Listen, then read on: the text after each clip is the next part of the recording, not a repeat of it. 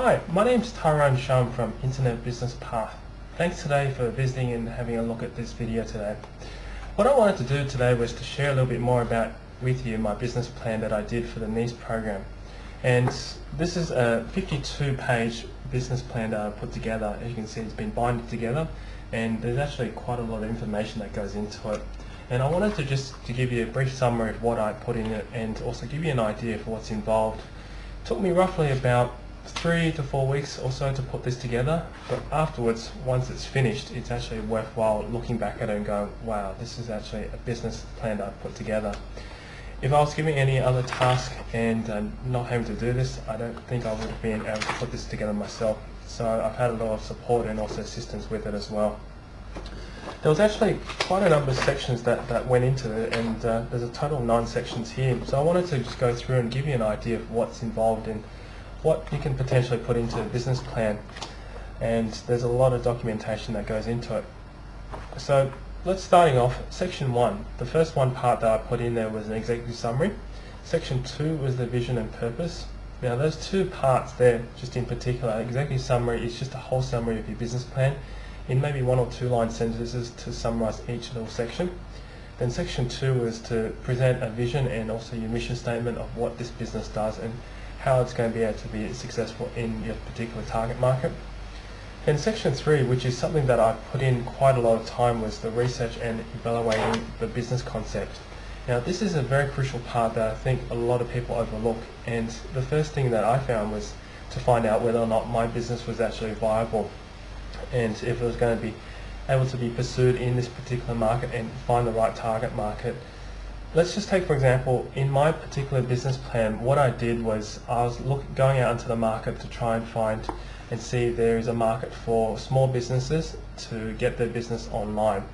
And there is, because the internet's growing at such a rapid rate and there's a lot of businesses currently out there without a website and have good products to potentially sell on the internet.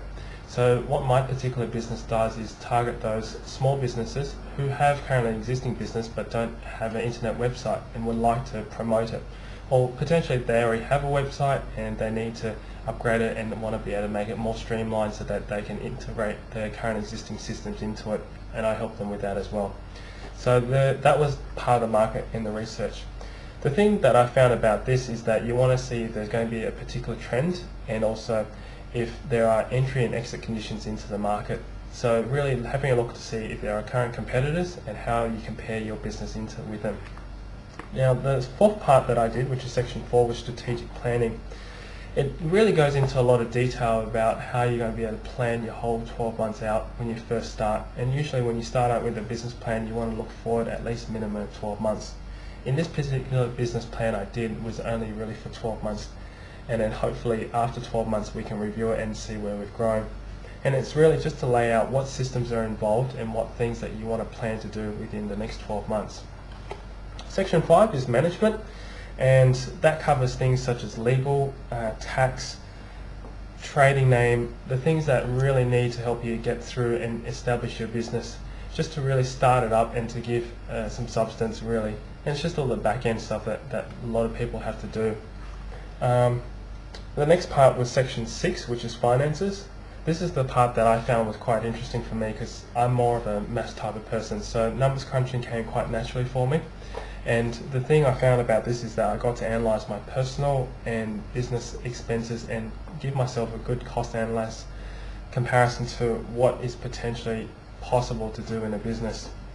Also, it gives me an idea to analyse through potentially what is the break-even point of this business and how long will it take from say start to say a certain point in time before you actually recoup all the capital that you invest into this business. And that's a very crucial part to look into to start up a new business as well.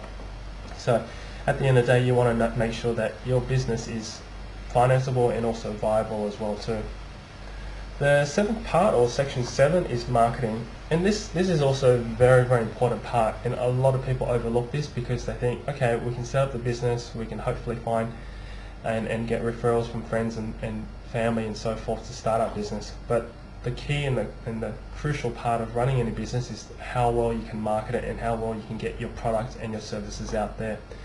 And I really got to see how I can segment and also focus on a specific niche for my particular business. And that's the thing about this particular marketing section, is that you get to break down what's most important to target at and how you're going to do it.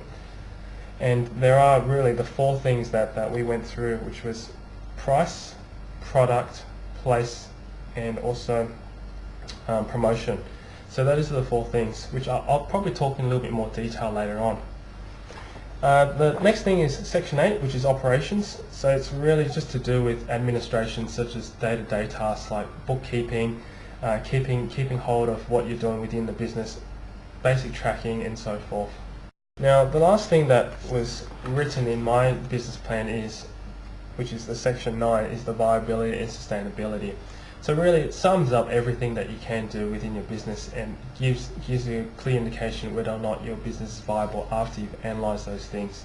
So after really doing your market research and then also doing competitive analysis, it gives you an idea whether or not you can actually start up a successful business, and to see if this business is going to be viable, say in 12 months time, 2 years time, anywhere up to 5 years.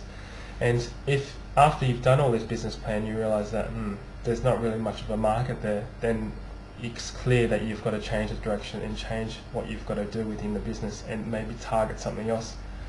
So overall, this whole business plan that I put together, this 52-page document, was very, very important for me, and it's actually been the backbone of what I'm doing right now. And day to day I do review it, and every month I've got to sit down and go through it just to have a look to see where I'm at. And hopefully in 12 months time I'll be able to pull this back out and say, yes, I've accomplished everything and I've achieved all the goals that I want in there.